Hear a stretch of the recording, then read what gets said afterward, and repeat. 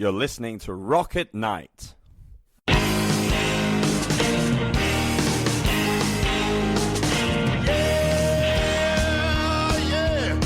you ready?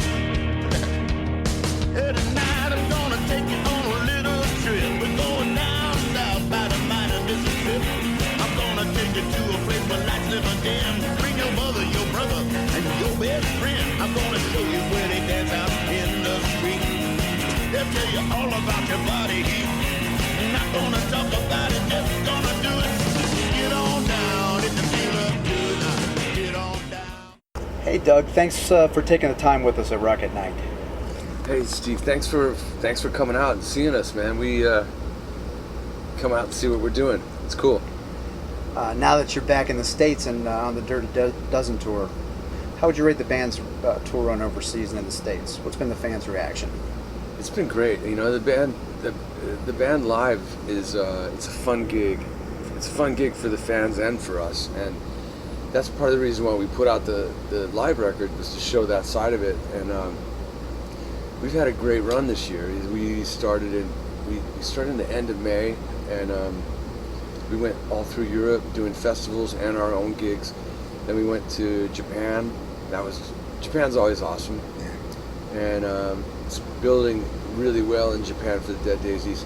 South America, it was our first time to go there as Dead Daisies, and it was great. Yeah. Great crowds, super into it, and you know, since, like I said, they heard the live record, they knew what to expect, and then we started. We did one show in Poland with an orchestra at a giant festival called Woodstock Freedom and Peace Festival, with a 60-piece orchestra. It was awesome, you know, a bit different than just being the five of us on stage, but it was a lot of fun and a great experience. A lot more symphonic. Yeah. So now we're here. We're halfway through the Dirty Dozen. It's been awesome. We started in Chicago, we hit Detroit, Toronto, New York, Jersey, Baltimore. And we're here. All right. Now, moving a little bit in a different direction. Before the Dead Daisies, there was just Doug. So I was just all by myself. Just all by yourself. Nobody was there. I was alone. I was just when did you first pick up a guitar? in the summer of mid-70s. Sometime I was 11. I picked it up, and there was, I think my buddies had gone out of town. My skateboard buddies. Nobody was around. My little sister had a classical guitar, and so I just kind of was killing time and picked that up and just really loved it, you know, and just went from there. I've been playing guitar pretty much every day since. Wow. Whose guitar work made the biggest impact on you? Definitely, it's hard to nail down one guy, but if I had to, if I was pressed for one guy, I would say Jimmy Page is awesome. And then, you know, it's hard, man, because there's so many that shape a person's playing in their style. Because I don't sound anything like Jimmy Page, probably, but I love what he does, you know. And it's really interesting. You can listen to somebody forever and never sound like them, you know. But I just always wanted to be myself, you know. And I'm influenced by him, Richie Blackmore, Tony Iommi, Dwayne Allman, and Dickie Betts, guys from around here, Southern rock guys from Skinner, and then Van Halen, obviously, Randy Rhoads, Gary Moore, Stevie Ray Vaughan, just goes on and on and on. AC/DC guys, everything has an impact. Right. Take a little bit from each one.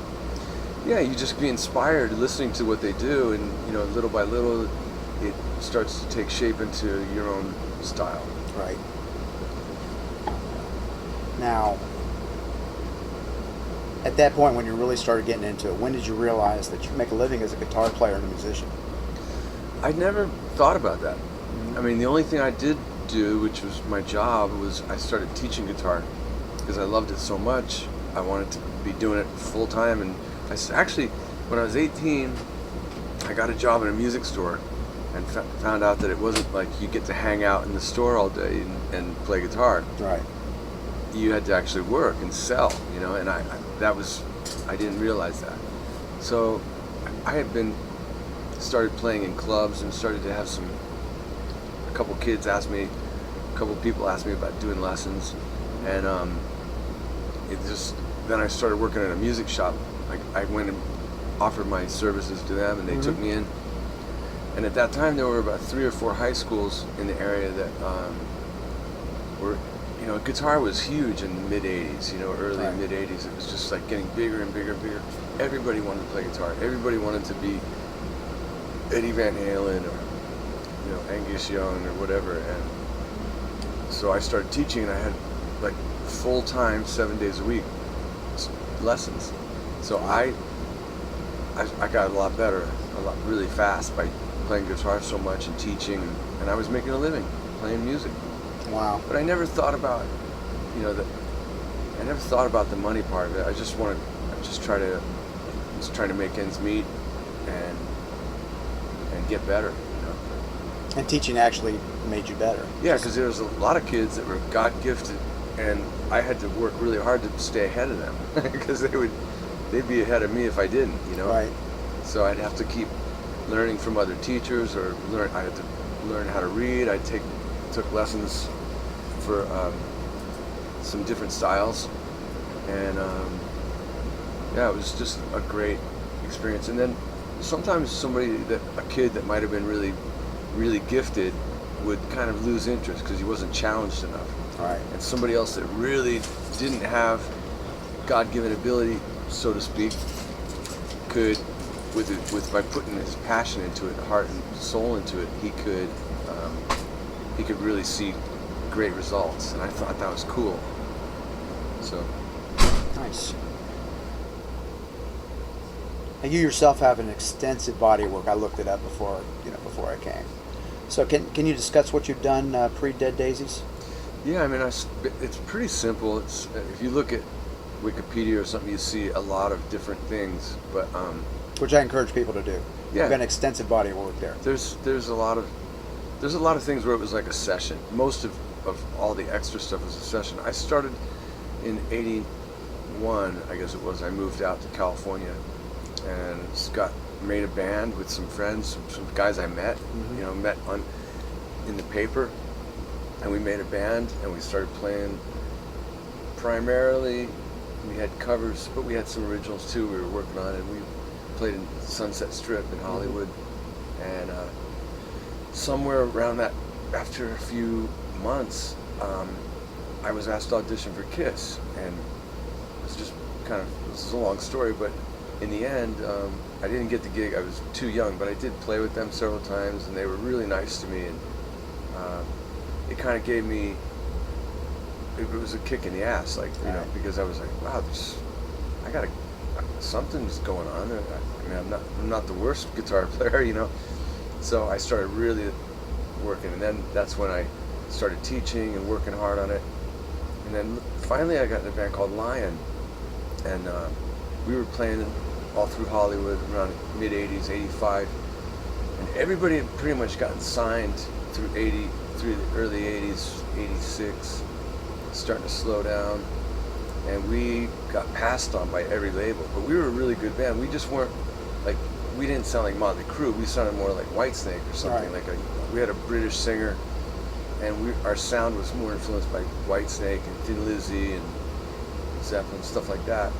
And so we didn't get signed, but we did get signed, but we got signed to a small label that really just we were like a tax write-off, So we made this record, and it was really good, actually. It came out in '87, and we did a video that somebody paid for it, but we did this video, and it got a lot of airplay on MTV, but we couldn't get the label to get us on the road. They wouldn't put us out. Right. So we kind of were just floating around LA. Finally, we went to Japan. We were on a different label there, and the band really was big in Japan. Different label, they cared, and they put us out there, and they built it up, and we were doing great. But we wanted to get off that record deal because we found that it was no good. And eventually, the band broke up. At that point, prior to the band breaking up, Dio had asked me to join the band and join his band, and I really felt loyal to my friends in Right. Lion. I wanted to see it happen. You know, I felt like this is my shot. This is like my band. You know, and and then we broke up. It was just the drummer got injured in an accident, and we faded away. So I needed to find something. And had some different offers. I'd already turned down the Dio thing, but my management was managing a band called Hurricane. And so I joined this band Hurricane with Kelly Hansen and Jay Shellen, and we made a record for Enigma, and then that was my first real tour was with Hurricane. We toured for 3 months in the U.S. We did a Japan tour, but we didn't go to Europe. And then I did a kind of reunited with the Lion singer, and we did really well with a band called Bad Moon Rising great in Asia, Korea, Japan, some other parts of Asia, and in parts of Europe too, France and Germany especially. So then that thing kind of went away, and I was really into recording at that point. I did a couple solo records, did a bunch of sessions, tons of different, they would do these tribute records in LA where you would play on the Stevie Ray Vaughan tribute, you'd play on the Van Halen tribute or whatever. I did a bunch of that stuff, just different lineups. It was fun to do and make a little money. So you'll see all that stuff on Wikipedia. But then finally, it was my break really came late. Because I got called back by Ronnie to join Dio.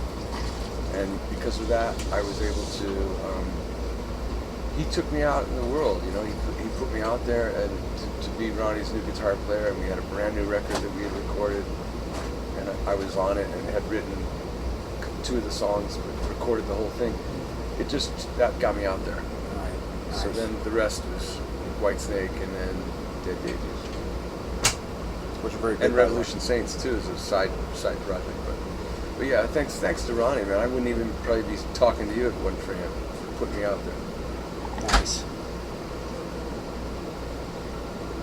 So what would you say, looking back on your career, not that it's got a long way to go, but up to this point, what's some of the most satisfying work you've done? I would say the first Lion record, I really liked it. I thought it was really good, and people who still try and collect it, they pay a lot of money online, but a lot of people like the Hurricane record. I don't know, it wasn't as fun to make as it was for people maybe listening to it. Right. It's just the producer and I kind of didn't see eye to eye on a lot of it, but maybe it brought out some good stuff. Right. House of Lords was a session that I did, but I was really proud of our cover of Can't Find My Way Home. I got some good radio play and stuff.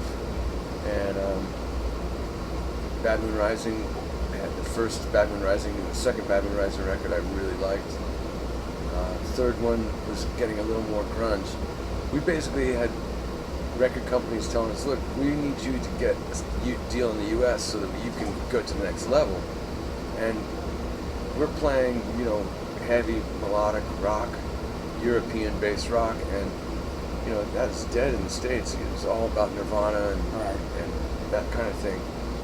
So we tried to toughen up our sound. Not toughen up, we tried to grunge up our sound. And we still couldn't get arrested in the States. So, but anyway, to answer your question, Killing the Dragon by Dio, I was really proud of that. And I really liked it. It was kind of like Dio was getting back to the metal roots, and had some cool guitar stuff on it. And then the Whitesnake stuff I was really proud of. I mean, I told David we need to make new music if we're going to keep going, and we started writing, and we got on a roll, and we 2 studio records, a live record with 4 tracks. I was really proud of those studio records. That between the 2 records and the first 4 songs we ever wrote together, there were 30 songs that we published together. And that was great. For me, it was great because it kind of helped Whitesnake start back up again, and I got my stamp on the Whitesnake catalog, history, whatever, you name it. But then, I'm really proud of the Dead Daisies record. It's a totally different thing for me. It's working as a band again, with Whitesnake, it was always me and David. I'd bring him a lot of music. He'd bring some music. We'd work on lyrics and melodies, and I was with him, you know, from the get-go. Because singing, recording the parts, and it was just the two of us. Right. And then we'd bring the band in to kind of put the drums on top of the demos, and then it was kind of almost like a reverse way.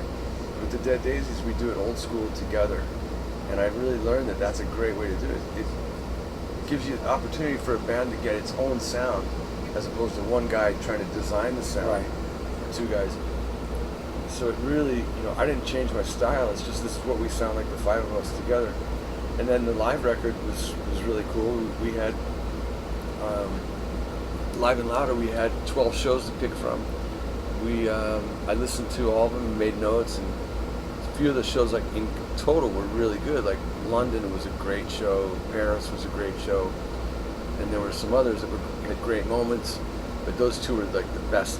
Right. Then we talked about it, and I said, "What do you guys want to do?" Because maybe we could take a song from here, a song from there, and kind of feature the whole tour that we did, and that's what we ended up doing. And it was great because we could take the best version of Long Way to Go and the best version of Make Some Noise. Right. And the record sounds cool, you know, and the guy that mixed the studio record mixed the live record, so it's got the Daisies sound as well. And I have the album, by the way. I love it. Cool, thanks, man. Yeah, it shows a different side of the band. It's really fun, you know, that shows John Crosby is a great front man. You know, there was no vocal overdub. That's him. That's what he sang. He's one of the most consistent singers I've ever worked with. Really, I mean, it's unbelievable. Yeah. He's got it. You know? Yeah, he is good. And now that we're on the subject of your current band, what makes the Dead Daisies similar but yet different from other rock and roll bands that we've seen, like in the 70s and the 80s? Well, we're definitely representing that classic sound in the Right. 70s and 80s, and we're trying to update the sound, give it a fresh coat of paint, so to Right. speak. And that's done a lot by the guys that are producing and mixing and doing that stuff. That we talked about, like, what kind of record we wanted to make, and we were coming up with songs, and the producer said, you know, I want to make this just a straight up, no frills rock and roll, kick-ass rock and roll record, like Appetite for Destruction or something like that, in our way. So we wrote the stuff, recorded it right away while it was fresh, before we had a chance to overthink anything. Right. 2 guitars, bass, drums, vocals. That's it. Some overdubs for solos or whatever, and wasn't a whole lot of tracks or a whole lot of, you know, it was like zero production, but just more about the attitude. Right. And so that's similar to in the 70s. You know, you maybe on future recordings, maybe we'll dabble a little bit more in some of the layering and stuff, like the bands like Zeppelin. I love how they did that. But this also works too. It's similar in a way to AC/DC or something, or Aerosmith, so that we sound pretty much like the record. You know? Yeah, there is an Aerosmith-esque kind of sound with it. Yeah, we all love It's very Aerosmith. cool. John is a huge Steven Tyler. I mean, everyone is. Everyone is, yeah. Everyone loves Steven Tyler, but yeah, there's a few things that are reminiscent of some Aerosmith. There's a little bit of some AC/DC type influences, maybe a little bit of. We love Van Halen. We love Deep Purple, Zeppelin. There's pretty much, you know, anything that was big, we liked it. Yeah. And so we're just representing that. And you're representing it well, I might add. Thanks, It's man. very. Thanks. And you know, getting back to the tour, the Dead Daisies tour seemed to be very successful, and you're playing a lot of sold-out shows, aren't you? We're building in the U.S. This is the first time we've done clubs in the U.S. We've done our own headline shows, Right. and we've had a few sellouts, and we've had a few shows that we're building. You guys were selling out in Europe, though, weren't you? Yeah, a lot. Yeah, A lot in European. Europe's different because because the bands that we come from are fans really love. Like I can speak for Whitesnake fans, are really strong in Europe. and in the U.S. it's a little different, you know. Right. But yeah, we sold out a lot there, and we've sold out a couple of the U.S. run out of the dozen, and I think we'll sell out a couple more when it's all said and done. I think L.A. and Vegas will probably be sold out. Pretty sure Vegas for sure is just a great club, and I would encourage people to come down, support this music, and you know, and they'll have a good time for sure. I mean, you'll see. Have you seen the band before? I have not seen the band perform before. So it's all YouTube. This was tonight's going to be my first night. So you'll see how it just, you know, John really is a great MC. Marco's larger than life. The two of those guys are working the crowd. Got guitar ripping on both sides. And Brian Tichy is the most incredible drummer, and he's one of, pound for pound, the best in the world, you know. Yeah. And he throws down every night, and that's what this band's really, I respected. It doesn't matter if we went to Korea last year and played for the troops, and I'm really happy we did that, because now they're in the thick of it over there. We played at 3 or 4 different bases, and there was one night where there was, you know, I don't know what was going on, but a lot of guys had to work. They were on duty or something, and it was really only about 50 people there. But we threw down just like we would if there was 50,000 people, because that's what we do. Because we actually really enjoy it. You know, it's like, you know, it doesn't matter how many people are there. The Polish festival that I was telling you about that we did with the orchestra, that was like seriously 300,000 people. Wow.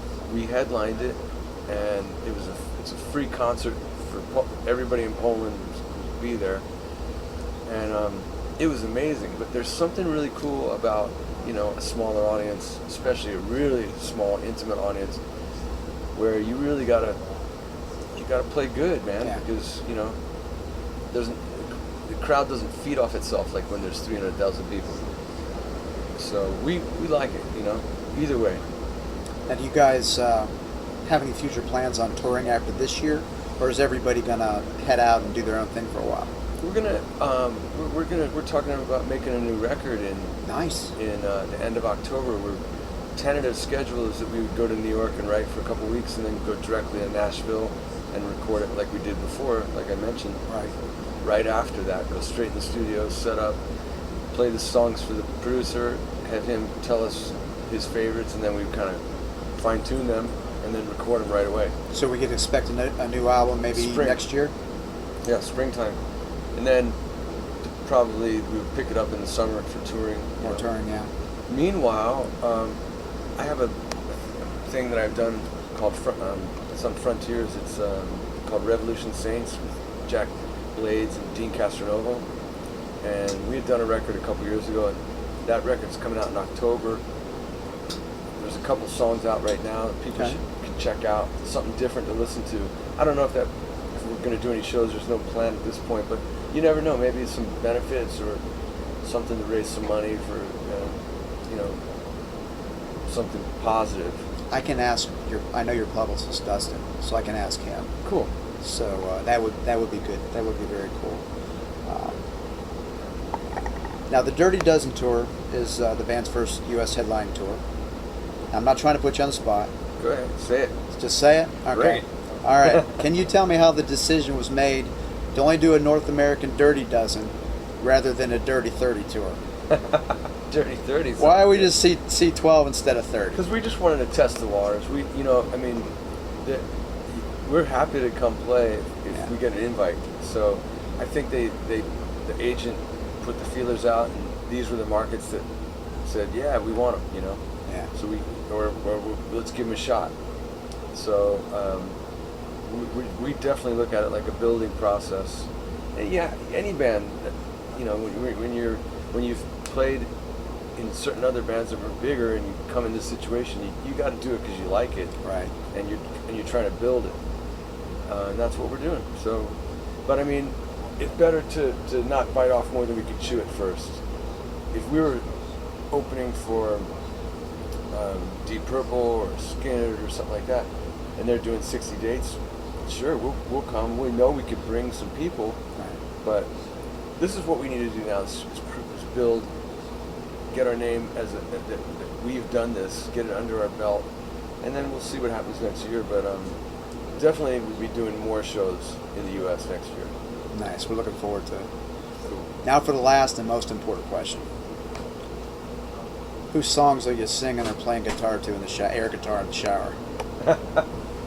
Lately, I just kind of been revisiting Van Halen, the early Van Halen record, the first one, because it's just like, I mean, Eddie was always great, but that first record, he set the world.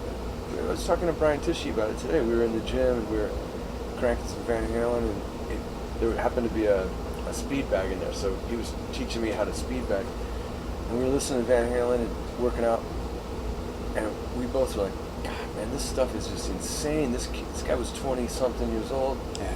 so like perfect, and he took the world basically on the second song, which was Eruption. Right.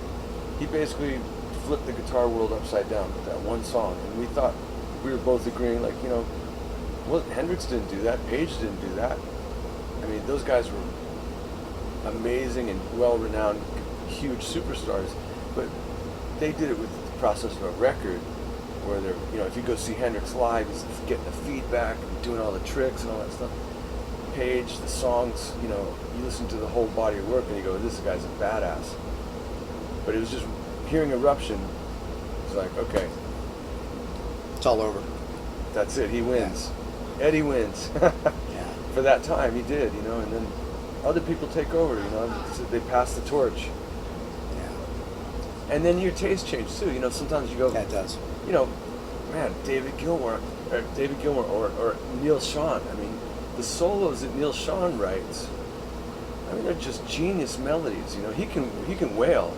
Yeah, but I love Neil Schon. He writes some just the most amazing, the way he builds the melodies and stuff at the end of a song, and then kind of goes off in between the melodies. It's great. And there's rumors going around you may end up him and Steve. You never know. Yeah, I think they're due, man, to do something, and I've heard a few other rumors too, which I will not be the one to say about, but all good stuff, you know. Yeah, yeah, we're hoping. If we get more of Neil, that's a good thing. Yeah, Neil's always good. Man, I appreciate your time. You got it. You took a lot of time with me. I appreciate that. Hey, it's my pleasure, man. We're looking forward to tonight. We appreciate what you do, man. You're listening to Rock at Night. Thanks for the intro melody. It's called Get On Down by Billy Bass Alford. Thanks.